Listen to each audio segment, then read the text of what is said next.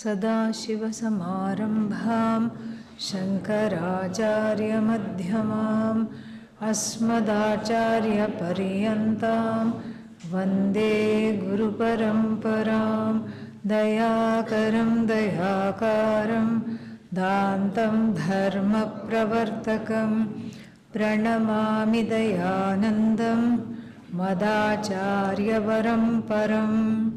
ॐ सहना भवतु सहनौ भुनक्तु सह वीर्यं करवावहै तेजस्विनावधीतमस्तु मा विद्विषावहै।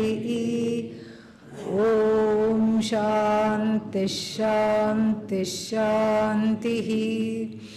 ॐ भद्रं कर्णेभिः शृणुयामदेवाः भद्रं पश्येमाक्षभिर्यजत्राः स्थिरैरङ्गैस्तुष्टुवागुंसस्तनूभिः व्यशेमदेवहितं यदायुः।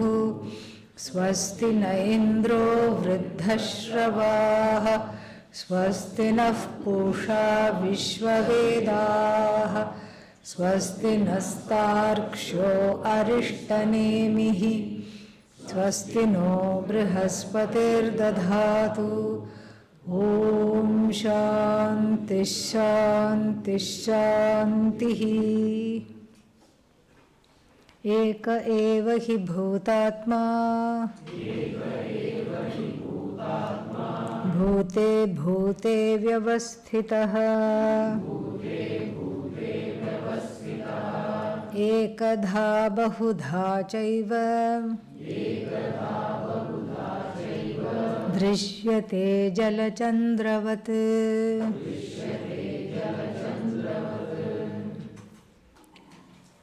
The theory of Pratibimbavada, or so-called reflected consciousness.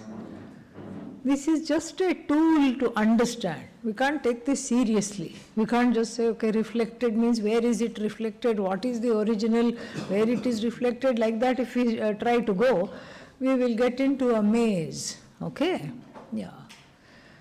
We should not get into a maze by over-analyzing this.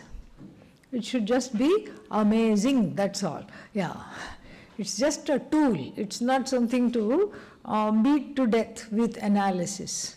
Because when you try to analyze, see, any kind of a drishtanta we have, drishtanta means example, philosophy, to explain any kind of a mode of explanation will fall short wherever we talk about, whenever we talk about Brahman. Why?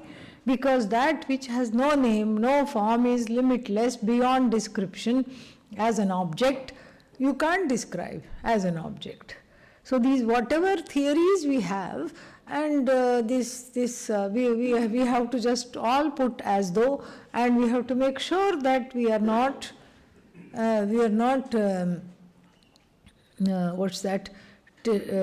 doing overreach.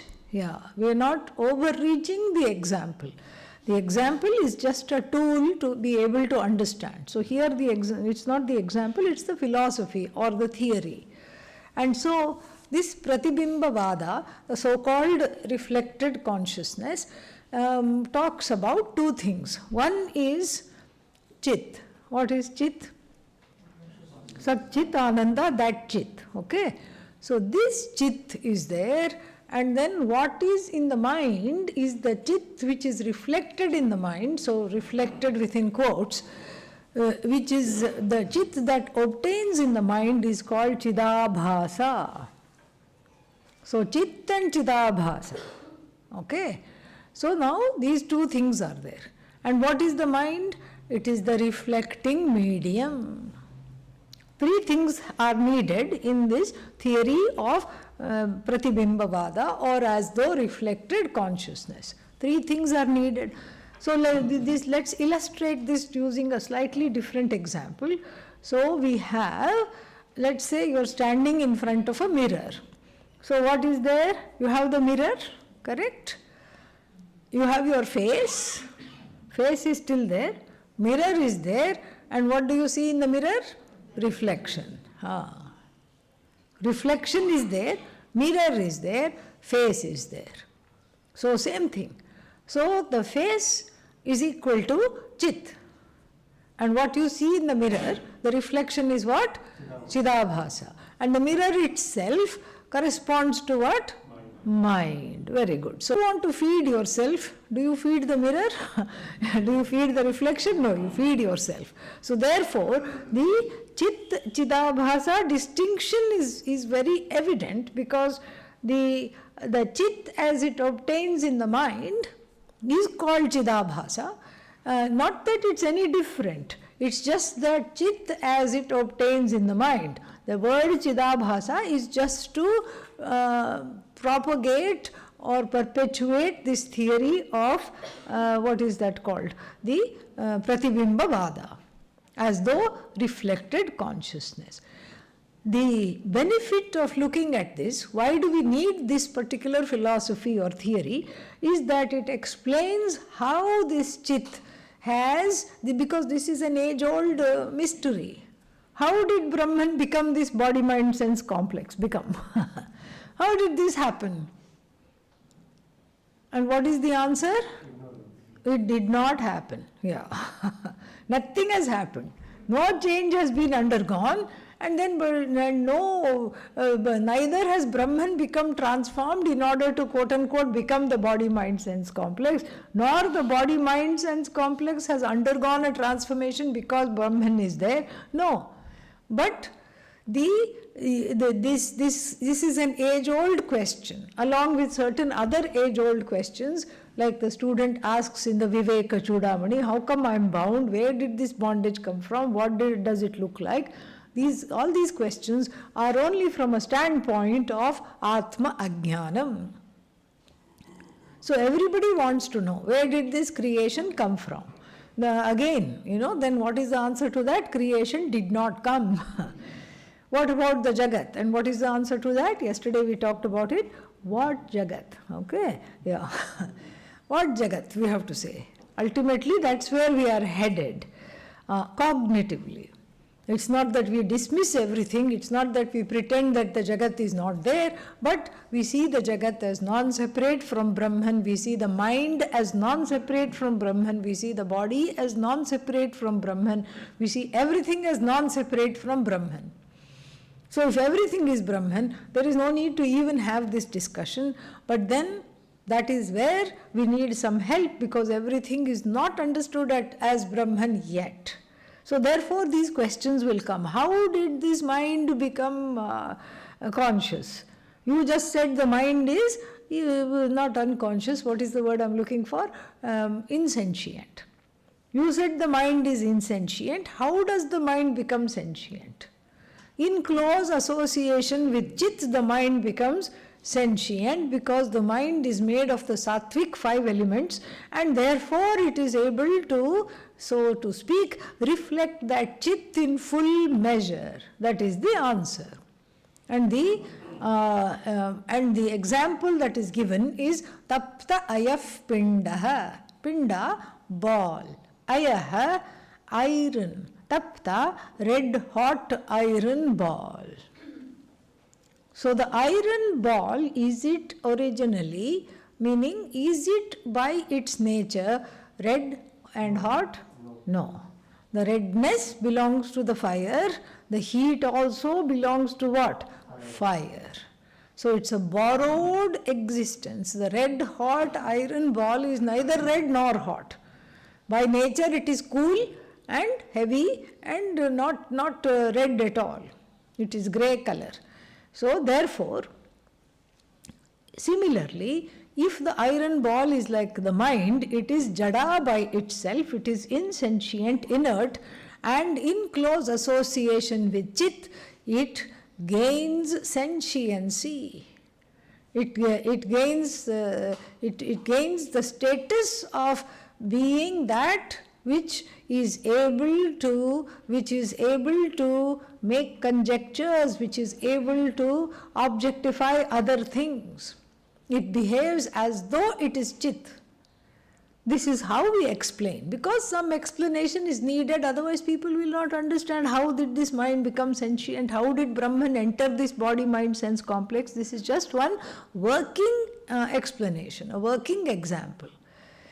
And so, now if we go back to the mirror and the face, supposing there is dirt on the mirror, then what happens? The reflection is contorted, distorted. Or if it's a trick mirror, you go to these amusement parks and then you look like a cartoon if you stand in front of the mirror. It distorts the reflection. Sometimes you look upside down, especially why? It is a concave mirror. And sometimes you look much, much bigger than you are. Again, it is some kind of a undulations or waves in the mirror affect, just as the undulations and the waves in the mirror affect the reflection, so too the condition of the mind, the antahkarana, affects how the chit is received. Affects the way in which the chit is received. That is why we spend so much time on antahkarana shuddhi. What is antahkarana shuddhi? Managing the ragadveshas and strong emotions, strong preferences and prejudices, so that the mind is in a place to be able to be a good medium of reflection. If this much is understood, we can go further. And same thing we can say with the, with the reflection of the water, the sun in the water. If the water is turbid, then if the water is first, let's see, if it's a disturbed water, so you take the pot of water, shake it and put it in the sun, what will the sun look like? Shaky, chalanatmakam, always moving sun we will see, and or moon, whichever is being reflected. And then similarly, if the mind is restless, then again one is not able to understand oneself as chit all the time. Then again, if there is a lot of dirt in the water and it's a turbid water, then the reflection will also be dull. We'll have a dull reflection. So similarly, the mind, if it is full of rajas and tamas, if it is under the spell of rajas and tamas, this chit cannot be clearly understood as, one cannot understand oneself as this chit, as Brahman. This much is the theory of so-called reflected consciousness. Now, we have seen the good points of this theory. One of the major drawbacks of this theory is the status of the mind. Is the mind or the medium of reflection, we have to ask the question, as real as the chit? Is one more entity? Because we counted 3 entities when we did the mirror face thing. So what are the 3 entities? My face, and then the mirror, and then the reflection. We counted 3 things. All right. Now, if the mirror is as real as my face, then we have a problem. Because then the reflection will not be a reflection. The reflection will become an alternative reality, and we cannot have that. So we have to make sure that when we go through this Pratibimba Vada, then we make sure to do extra effort in seeing the mind as mithya, dependent reality. Dependent on what? The very chit which it receives. It receives the chit because it is clear in nature, because it is made up of the sattvic portion of the 5 elements, and then even though it might be under the spell of rajas and tamas, its makeup is sattvic, so it has the capacity to reflect or receive this chit. We have to make sure to say that the mind is mithya. The reflecting medium cannot be cannot be as real as the reflection, or as real as the as that which is broadcast, as the chit that is broadcast, that is all pervasive. So therefore we have to make sure to say that, otherwise we get into this conundrum of trying to enshrine the mind as a reality and make the mind into a whipping boy. Oh, my mind is bad, that's why I'm not getting Vedanta, mind is idiotic, mind is terrible. Nothing is wrong with the mind. Mind is restless, mind is supposed to be restless. If the mind is not restless, you cannot see movement smoothly. And so the mind has to be in motion all the time.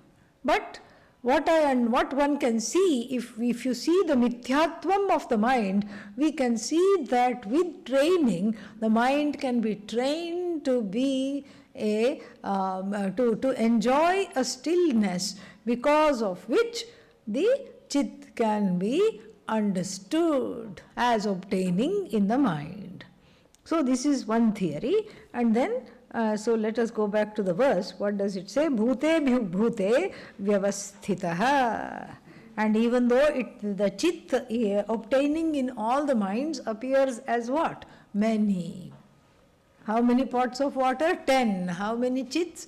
10. Including the other one, the one that is being reflected, 11. So like this, we cannot count. We have to be very careful and see that it is the only sun, one sun and one and only sun, that is there in all the pots of water. So this is the first theory. And then what do we have in this one? For pot full of water, that is the first one. Now the next one is a very ingenious verse, and I have not seen this particular example in many places. In fact, I haven't seen it anywhere. It is, let us understand this very unique example in this Upanishad. Ghata samvritam akasham niyamane ghate yatha घटो नीयेत नाकाशम तथा जीवो नभोपमः.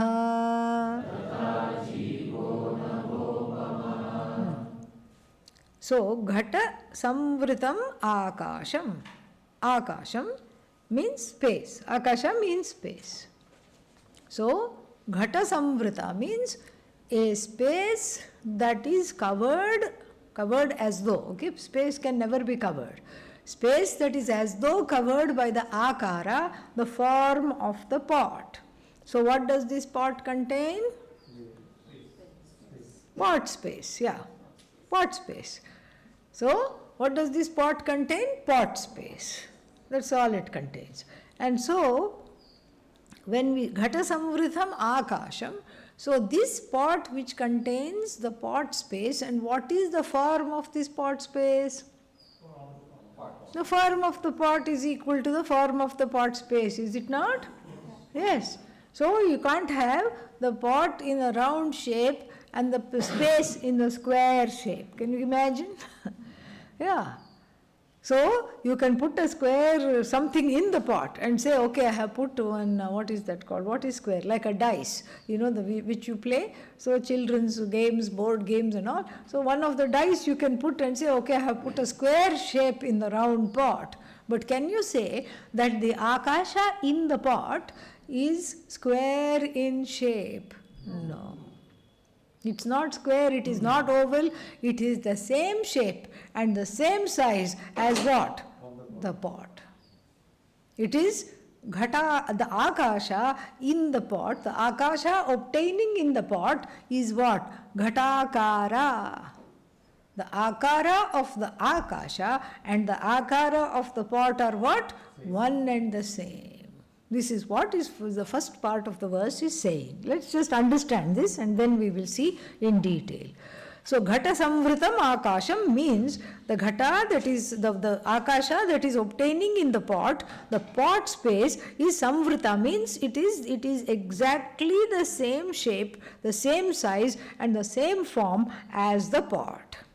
Okay? Now niyamane ghate. Niyamane ghate means when the pot is led. Led from where? From this hand to that hand. Correct? So now what did I do? I moved the pot from this place to that place. Alright? Niyamane ghate, ghataha niyeta.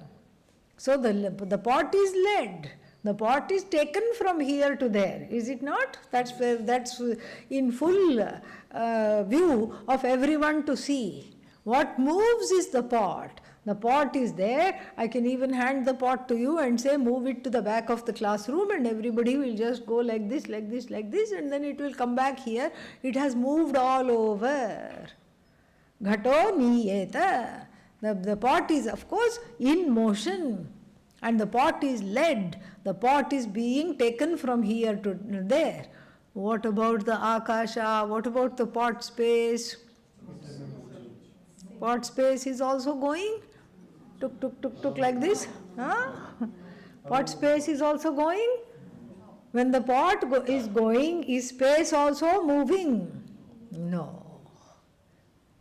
This is the second theory of how come this body-mind-sense complex houses Brahman.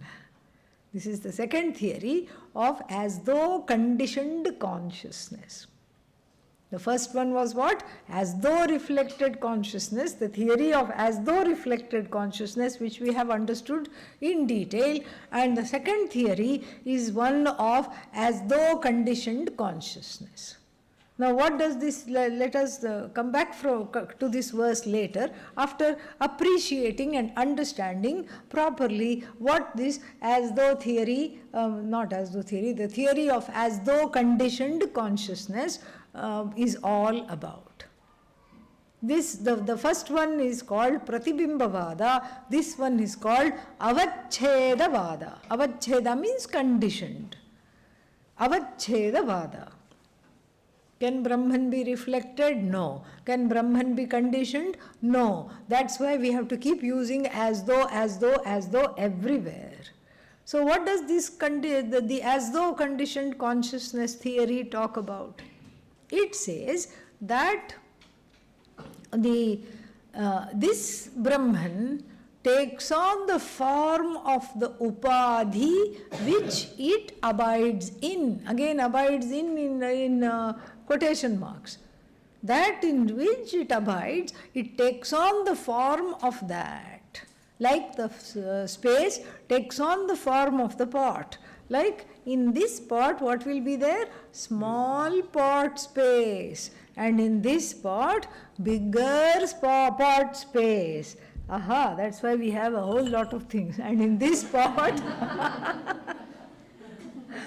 what do we have? Biggest pot space. Yeah? Biggest pot space. And then bigger pot space. And then small pot space. So even as we talk about this, we know, what do we know very well? Space has no size, no form. But yet we can say small pot space, bigger pot space, and then what? Still bigger pot space, biggest pot space, and then smallest pot space. We can talk like that, and not only do we talk like that, we understand one another. This is a very big magic. Even though space is not, the space has nothing to do with the pot, even though we talk like this, we understand one another, we know what we are talking about. And so, this theory of as though conditioned consciousness is heavily upadhi dependent. And if we have forgotten the definition of upadhi, let us revise it. What does upadhi mean? Upa samipe sthitva Swarupam anyatra adatte iti upadhihi. Upa means near. Staying near something, that something lends itself to another thing. Lends its Swarupa to another thing. That is what is called Upadhi. Now, a very important quiz, a question. What is the question?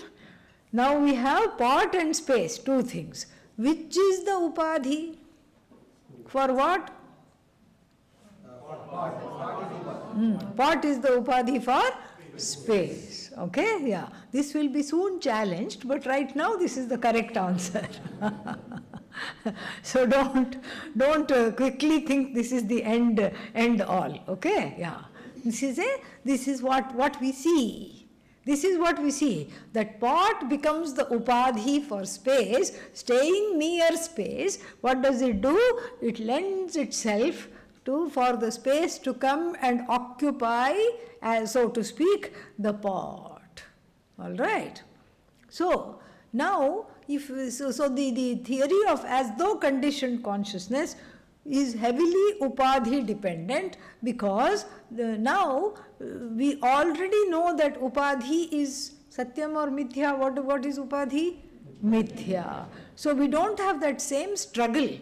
At least in our minds, we don't have that same struggle with understanding the nature of the reflected medium, Chidabhasa. We don't have to keep reminding ourselves that it is Mithya, because we know everything here is Mithya, the Upadhi is Mithya, and the so-called entry of Brahman, into this Upadhi is also what? Mithya. Because Brahman is everywhere. It takes the size and shape of the Upadhi like even a crystal. And what does the crystal do? Takes on the color of whatever you put behind it. Correct? So, in this manner, we have the theory of conditioned, as though conditioned consciousness. Now, this also has a problem. Many problems all of them have, because nothing will suffice to illustrate how come Brahman has occupied the whole Jagat. So, what is the problem here? Same thing.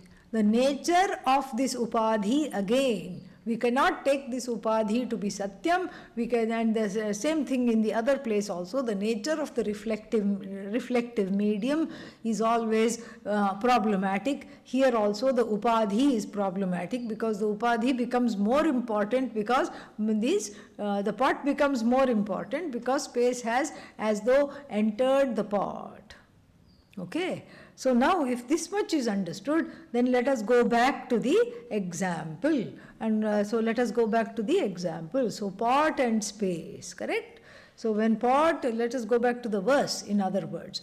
So pot goes, does the space go?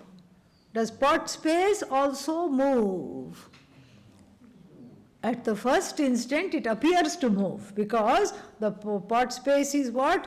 The akara of the pot. The form, it has taken on the form of the pot, and so it looks to be moving.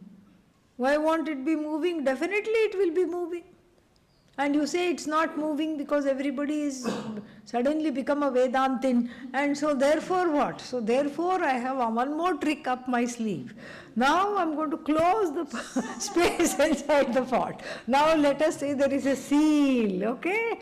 Pot space is what? Confined to the pot. Let's say the pot has a lid. There was a lid somewhere. Yes. What are you going to do now? Okay, it is now enclosed. Now is the pot space moving? You should say yes. Otherwise, how will I go on further? It appears to be moving, correct? Yeah, because now there is, let's say, it's a complete seal, vacuum sealed. It's completely sealed. Not a little bit of space can come out. And then what? It appears to be moving.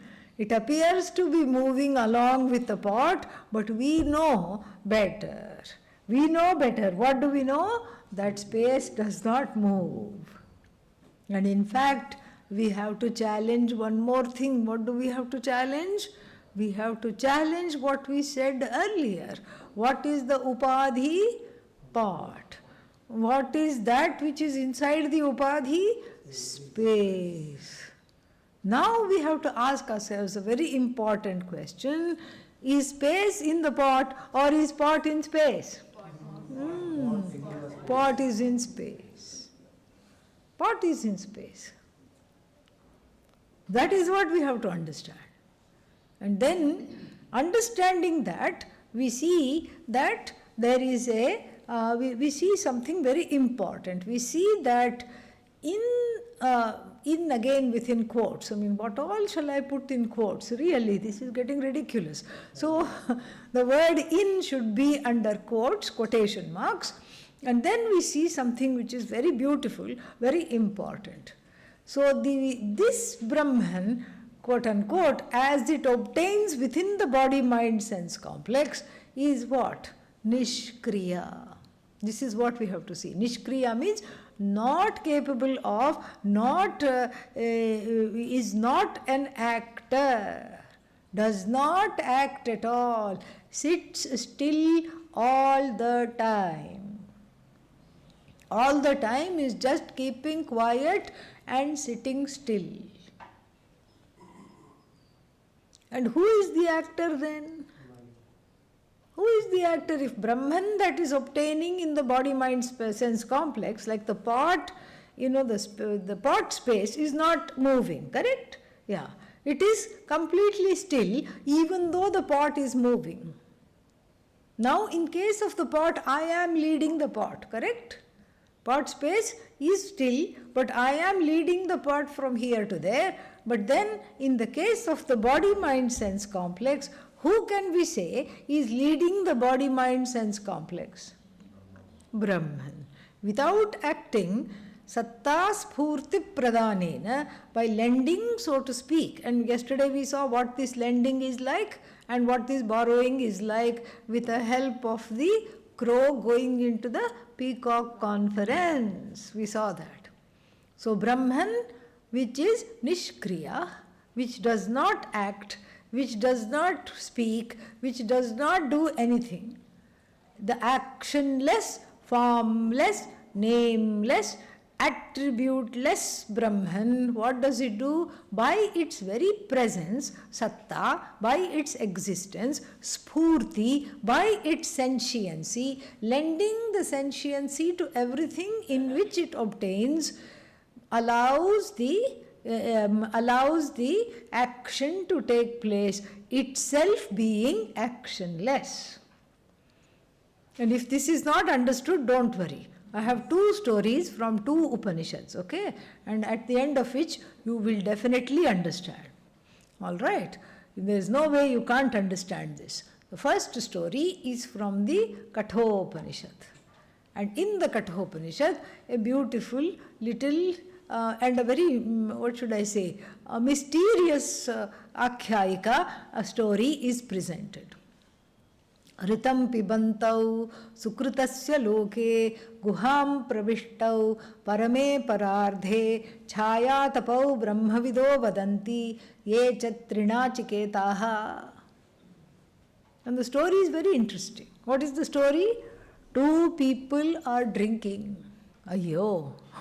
Bad news at the beginning of the day, okay? Two people are drinking and it looks very suspicious because they have gone into Guham Pravishtav, having entered a cave, they are both drinking. Both drinking? No, say the people who know Brahman. What do they say? Only one is drinking. Chaya Tapav. Chaya Tapav means one is the shadow and the other is the light. That is the light. That which is called light is casting the shadow. So if you go stand outside in the sun and do some Bharatnatyam moves, ta, thai, like this if you do, is the light also participating? No. Only the shadow is doing this. Correct? So here, Chaya Tapau Brahma Vido Vadanti, out of these two people who are appearing to be drinking, one is light. The light is not drinking. What is the light doing? shining the light on this shadow personality who is drinking. What is it drinking? This one, what is this shadow drinking? A cocktail. What kind of cocktail? Karma cocktail. Little bit of punya accidentally and lot of papa. And who is the bartender? Chitragupta. Bhagavan as karma phala data, the giver of the results of action.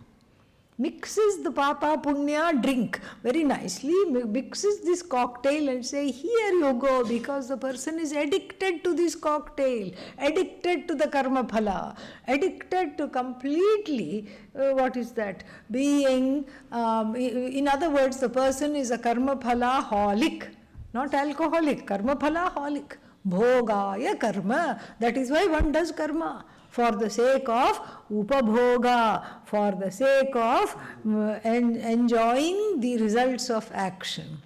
But there is not much to enjoy, is there? Because as soon as this entity, the shadow entity, takes one sip, what is the person expecting? Sweetness. What is this taste like? Bitter. Ayyo, gone. Again one more sip, because the addiction is there. One more sip. Next time it is sour. Third time it is astringent, acrid taste. Fourth time it is too spicy. Fifth time, sweet. Again, more.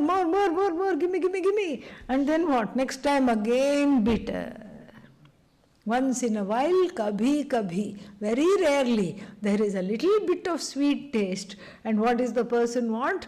Punya-holic, karma-phala-holic. But what keeps unfolding is only papa. But therefore, the addiction should not be there. If I am getting only papa and then I am getting, but I want punya, then I should throw away this cocktail and take to a life of dharma and Vedanta. Why don't I do that? Because there is a theory of intermittent rewards, which is how all these gambling places work. There are things called, what are they called? Casinos, yeah. Where there you put some, I have not gone, so I don't know, but this is what I have heard. Yeah, you put some money and go cha-ching, and then some extra money will come. You have to get 3 of the same things, I am told. So you get 3 of the same things, and then something comes, and then you can go home with the boot. You can go home with a nice thing, or whatever you have got, you feel good. Because you put 1 coin and you got 100 coins. See, now this is exactly how they learnt all this from the Kathopanishad only, the casinos, how they function. Because they all learnt this from Shastra only, because no other place they could learn it from.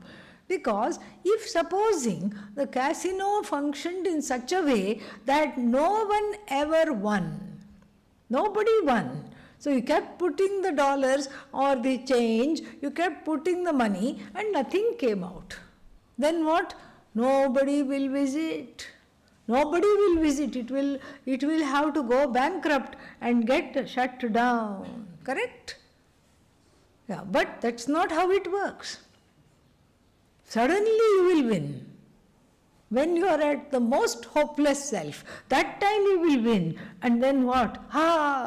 Then that's what makes it addictive. Because then you keep putting the money in the machine, thinking that time I won, and then I will win again. And that hope of winning again keeps one addicted to going to the gambling place. That's why it's all a gamble. Yes, karma phala is equally a gamble. You want the punya, but then there is so much papa also to undergo that the punya does not come on demand. You can have video on demand. You can have all these things on demand, but you cannot have punya on demand. Okay? So then There are two entities within. Similarly, in this body, there are two entities, so to speak. There are not really two. Why there are not two? Light and shadow. We have already ascertained this. One is the light, the other is what? Shadow. So if supposing you are invited to tea to somebody's house, do you say, and if they say, how many people are you bringing? Do you say, two, me and my shadow are coming to tea? No. Shadow is never counted. In fact, it is consciously discounted. Shadow is something that comes along. You don't have to make an effort to see, oh, is my shadow okay? No. It just comes along for free. You don't give it the time of the day. You don't entertain it in any way at all. So these so-called two entities, there's not really two entities, but the antahkarana, the person, takes there to be two entities. Why? Because they are drastically different from one another. One is in full view, the mover and the shaker, the actor, the enjoyer, the experiencer. That one is very, very available.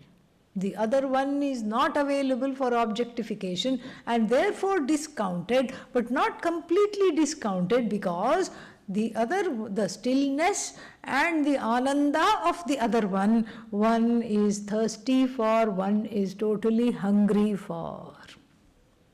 So therefore, what happens is that it looks like there are two entities. One is restless and karma phala holic, and the other one is what?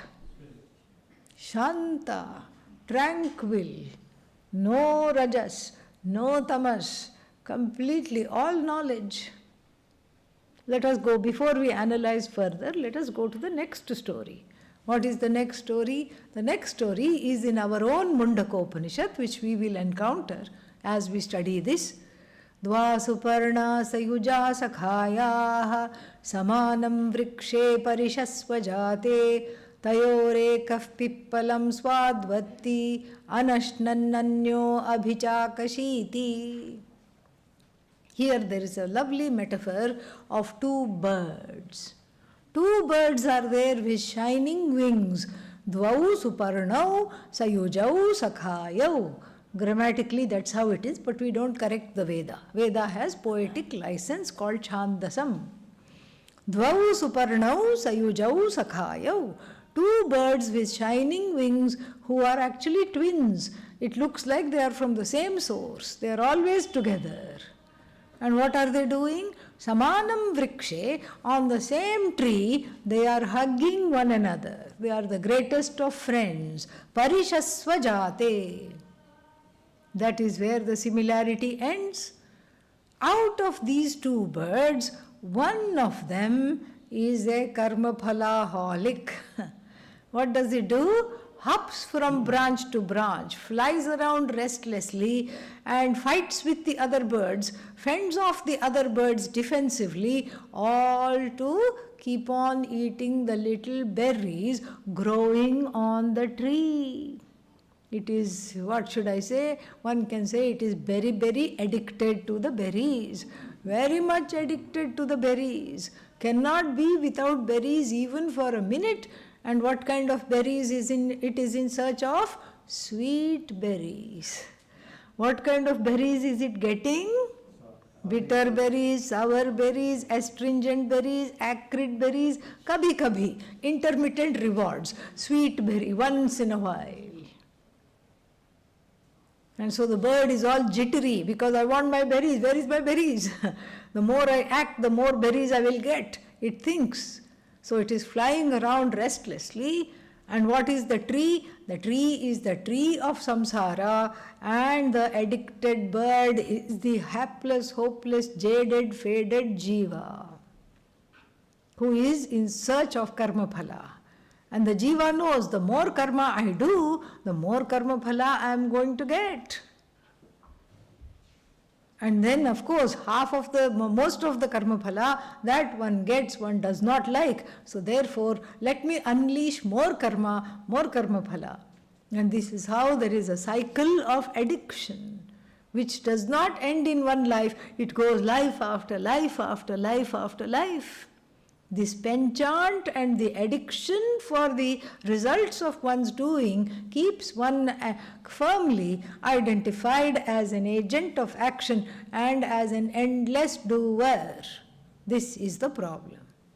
Okay, this is one bird. What is the other bird doing? Anashnan, very important, without eating. It is not eating. And it is not wanting the berries. Abhichakashiti. And the root verb there is chakasra deeptau. So it's not, even though we say it looks on, in other words, it is shining the light on the actions of the other bird, itself actionless. How many birds are there? Not two. Only one, which has as though morphed into two. It is all as though split into two. Why? Because of Atma Ajnanam. I see two people who are drinkers of karma phala, cocktail, and then here, in this instance, I see two birds. The two is the result, counting up to two is the result of Atma Ajnanam, because of which one is drunk with karma phala. And just like in rural India, where there is no breathalyzer test and all, how do you test if a person is drunk while driving? They are made to get down from the vehicle, and then what? The policeman will go like this. How many fingers? And the person will, say 2. Then they confiscate the vehicle, usually a bullock cart, and ask them to walk home. So, or just sleep by the side of the road till they come to their senses. And so this is exactly how the thing is. Our count is off, because we don't know what to count and what to discount, we don't know. Mithya, when it is taken to be Satyam, then you start to count each and every Mithya, and then each and every object that is Mithya, then it's a straight formula for misery. Because whatever I count, when I count Mithya, then it gains a reality. Mithya becomes Satyam. Satyam goes incognito. Satyam is not recognized, and when Satyam is not recognized, Mithya becomes Satyam, and that is a formula for sorrow. Immediate formula, immediate recipe for sorrow.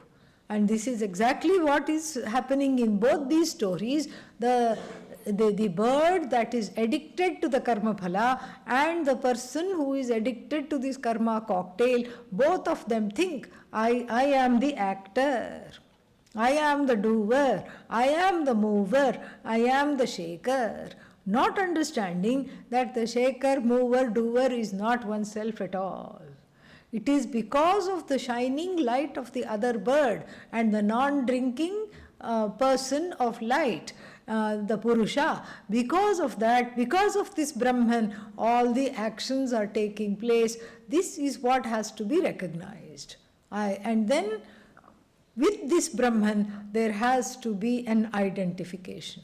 The identification with Mithya causes sorrow, causes a kind of a hubris, a feeling that I am in charge, I am in control. I can in fact bring about whatever result of action I desire, which is again a myth, because we have just seen in the earlier chapter, what have we seen in the Bhagavad Gita? Karmani eva adhikarahate ma phaleshu kadachana. Only in karma you have freedom. You have freedom to act, you have freedom to not act, you have freedom to act differently. That's all your freedom is. You cannot summon and order the results of action, just like you go and order food at a restaurant. Even there, what you order doesn't come many times, or it is not up to your expectation. And so, like this, we cannot have karma phala on demand. Karma is there on demand, yes, but karma phala is not there on demand, and the best way to understand it is to divest oneself from thinking of oneself as an actor, an agent of action. This is a very, very important thing to really assimilate through verses like this. This kind of a example I have not found in any Upanishad, where the pot moves, but the pot space does not move. Because that pot space is what? Is everywhere. We say pot space, but there is no pot space. We say pot space, this is mithya. Room space, mithya. Room space is what? Just 4 walls, ceiling and this. That is also mithya. Room space, pot space, and then what? Small room space, big hall space, all mithya. And if you see a house under construction, this becomes very, very clear. First there is empty land, and then after that 4 poles. Then after that bricks. Bricks and what else? Cement, mortar, bricks and mortar. Suddenly, oh, 1 room, big room, because all 4 things are enclosed. You can even visit a house under construction. Oh, this is how it is. Then pretty soon there are smaller poles and smaller walls inside. Then we have closet space, cupboard space, wardrobe space, small spaces. Then bathroom space, again small space. Then we have living room space, big space, bedroom space, kitchen space, corridor space. Suddenly how many spaces have come up? 10 spaces have come up after just a few walls and after the construction is over. Before what it was? Just space. One undifferentiated space versus many, many. Then we have to add our favorite phrase. What is that? As though differentiated spaces. One undifferentiated space compared to what? Many, many as though differentiated spaces. And so therefore there is no such thing called room space, this space, that space. Pujya Swamiji would always say, so supposing he would give this example, he would say, how many pots? 2 pots. How many spaces? And then if anybody said 2, he would say, you should correct that. Actually, there is 3 spaces. Where is the 3rd space? In your head. You know, that is making you count in this way. Yeah. This is the thing. So when that pot thinks, the pot space thinks of it itself as confined to the pot, misery ensues. Like this small pot space. Don't think of pot, now think of pot space. Pot space says, I am small, I am not all, I am miserable. And then, not to be outdone, bigger pot space comes. And what does this pot space say? This pot space makes fun of that pot space. I am bigger than you. And then goes away. And then what? This pot space is miserable, very sad. I don't have, I'm small, I don't want to be in this pot anymore. Let me out, I want to be one with space. I miss space, I want to be one with space. Let's take out the space from the pot and then repatriate it with the total space. Does the pot have to go upside down and go like this in order to be one with space? What does the pot need to be one with space? It needs to know, what does the pot space need? Pot space needs to know, I am not pot space at all. The word pot space is mithya, I am space, as though obtaining, as though blessing the pot. And just like I bless this pot, I bless this pot as well. I bless the room, I bless all the so-called divisions, because I am indivisible space. I am that which accommodates all divisions, myself divisionless, myself free, myself whole. And that is where the identity should be. The identity must be with the non-drinking light which is casting the light on the restless shadow which is drinking. The identity should be with the watching bird, the non-eating bird which is casting the light on this restless one that is going all over the place. And similarly, with the moving pot, the focus and the identification should be with the non-moving space, the non-moving I, Brahman, without a second. That is Shanta, that is Shiva. Shiva means auspicious, free of papa punya, free of incompleteness, wanting experiences, wanting to go here, go there and gain this and gain that, protect this and protect that. I am free of all that. I am the non-eating bird. I am stillness itself. Whatever is happening, all the movement is happening at the level of the body, mind, sense complex.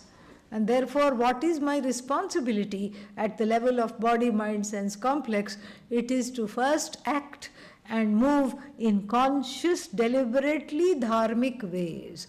I have to deliberately follow dharma because it does not come naturally to me.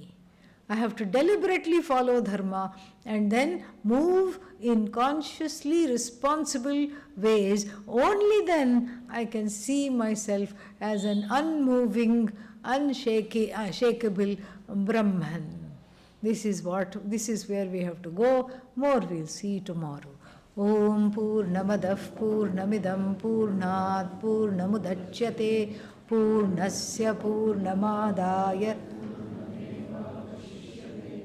Om Shanti Shanti Shanti Harihi Om Shri Gurubhyo Namaha Harihi Om.